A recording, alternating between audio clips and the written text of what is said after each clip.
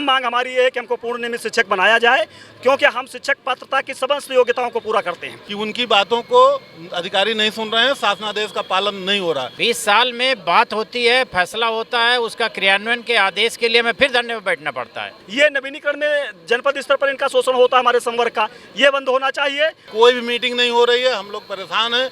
मजबूरी में कर्मचारियों को ये रास्ता अपनाना पड़ रहा है। लेकिन शासन प्रशासन जो है वो उनको सुनती नहीं है हमारी इन बातों को, तो इसी के सापेक्ष आज हम धरना प्रदर्शन कर रहे हैं। उसमें जो फैसले हुए उनका क्रियान्वयन जमीन पर नहीं हो रहा।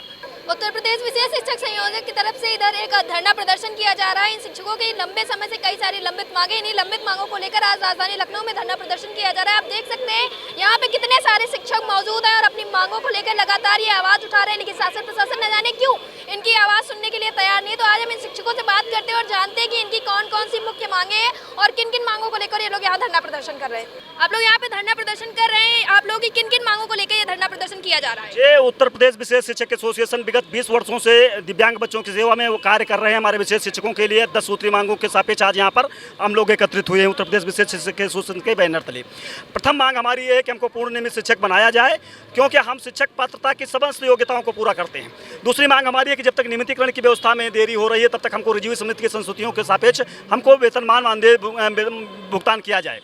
तीसरी मांग हमारी है कि प्रतिवर्ष हमारा नवीनीकरण होता है, ये नवीनीकरण में जनपद स्तर पर इनका शोषण होता है हमारे संवर्ग का, ये बंद होना चाहिए। और विशेष शिक्षक हमारे जो सुदूर जनपदों में कार्यरत हैं उनको उनके मूल जनपदों में तैनाती दे दी जाए, ताकि ये ठीक से अपना कार्य कर सकें। और हमारे जो विशेष शिक्षक हैं इनकी सेवानिवृत्ति की आयु जो है वो 62 वर्ष की जाए, क्योंकि सामान्य शिक्षक को भी 62 वर्ष में ही सेवानिवृत्ति दी जाती है।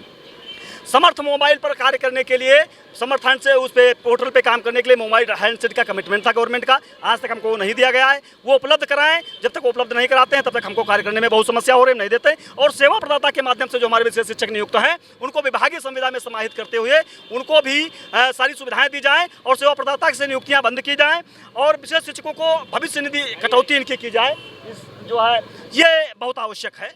इसके साथ ही आप लोगों ने इसके पहले भी कार्यक्रम किया था, तो शासन प्रशासन के द्वारा क्या इन सारी चीजों पर संज्ञान नहीं लिया गया? अनेकों बार हमने कार्यक्रम किया, शासन प्रशासन के संज्ञान में बात लाई गई है, लेकिन शासन प्रशासन जो है वो उनको सुनती नहीं है हमारी इन बातों को, तो इसी के सापेक्ष आज हम धरना प्रदर्शन कर रहे हैं। अगर हमारी बातों को हमारे योगी जी सुनेंगे तो हम लोगों का मंगल हो जाएगा, उनके लिए कोई बहुत बड़ी बात नहीं है। सबका साथ सबका विकास वाली अवधारणा पर काम कर रहे हैं और अगर कोई अधिकारी उनको गुमराह कर रहे हैं तो निश्चित तौर पर हमको कोई बड़ा कदम उठाना पड़ेगा। हमारे साथ में राज्य कर्मचारी संयुक्त परिषद के प्रांतीय जो है महामंत्री जी हैं और कार्यकारी अध्यक्ष जी भी हैं राज्य कर्मचारी संयुक्त परिषद के, और ये डिप्लोमा इंजीनियर संघ के प्रदेश अध्यक्ष भी हैं हमारे पीडब्ल्यूडी के, वो भी हमारे मध्य आ चुके हैं, हमारा समर्थन करने आए हैं, हमारा ये संरक्षण करते रहते हैं सदैव। सारे लोगों के माध्यम से इनके जो है निर्देशन में हम कोई बड़ा आंदोलन करेंगे।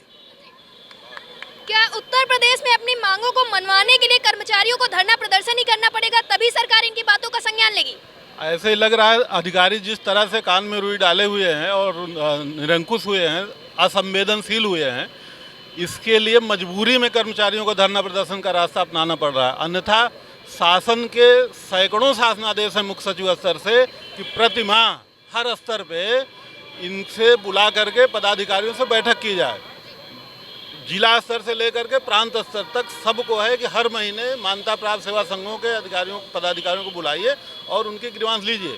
कोई भी विभाग ऐसा नहीं है जहां पे इस शासनादेश का पालन किया जा रहा हो। कोई भी मीटिंग नहीं हो रही है, हम लोग परेशान हैं। मजबूरी में कर्मचारियों को ये रास्ता अपनाना पड़ रहा है। लगातार कई विभागों से हम लोग लगातार बात करते हैं और सभी विभागों के कर्मचारियों को यही कहना है कि जो समस्याएं हल नहीं हो पा रही, इसका मुख्य कारण अधिकारी बने हुए, क्योंकि अधिकारी इतनी ज्यादा हिला हवाली कर रहे हैं। ऊपर से तो शासनादेश जारी हो जाता है, लेकिन धरातल पर अधिकारियों की वजह से ये सारी चीजें नहीं लागू हो पाती है। बिल्कुल एकदम ये सही हकीकत है। विभिन्न संगठनों, चूंकि हम लोग राज्य कर्मचारी संयुक्त परिषद से भी जुड़े हुए हैं, तो विभिन्न संगठनों के पदाधिकारियों की यही समस्या है कि उनकी बातों को अधिकारी नहीं सुन रहे हैं, शासनादेश का पालन नहीं हो रहा है।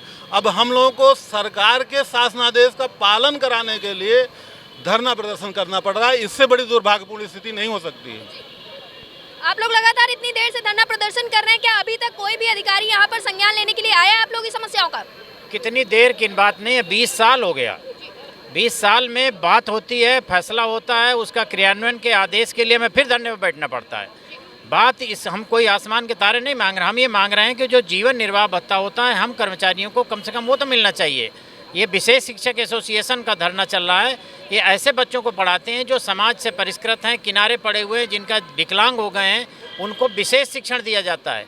एक महिला अपने जनपद से 500 किलोमीटर दूरी पर तैनात है, मानदेय उसको 10,000 11,000 मिल रहा है। इतने में तो मकान का किराया नहीं दे पाएगी, किस हालत में लेगी? मोबाइल अपना लगाइए, अपने हिसाब से उनके डेटा फीड कराइए, अपना डेटा उनको लगाना है, उसके साथ नेटवर्क का प्रयोग करना है और रात दिन उनका परीक्षण तो होना है, लेकिन उनका जीवन यापन कैसे होगा इस संबंध में सरकार नहीं देखती। कई मामले में हम लोग बैठे हैं, बात हुई अधिकारियों से और मंत्रियों के स्तर पर, उसमें जो फैसले हुए उनका क्रियान्वयन ज़मीन पर नहीं हो रहा, इसलिए स्थिति बहुत विषम है। जैसा कि अभी बताया कि सरकार के अधिकारी सरकार की मंशा के अनुरूप काम नहीं कर रहे, हमारी बात को वहाँ तक नहीं सही पहुँचा रहे। सरकार की जो मंशा होती है उसका गलत इंटरप्रेट करके हम लोगों के बीच में लाके करते हैं।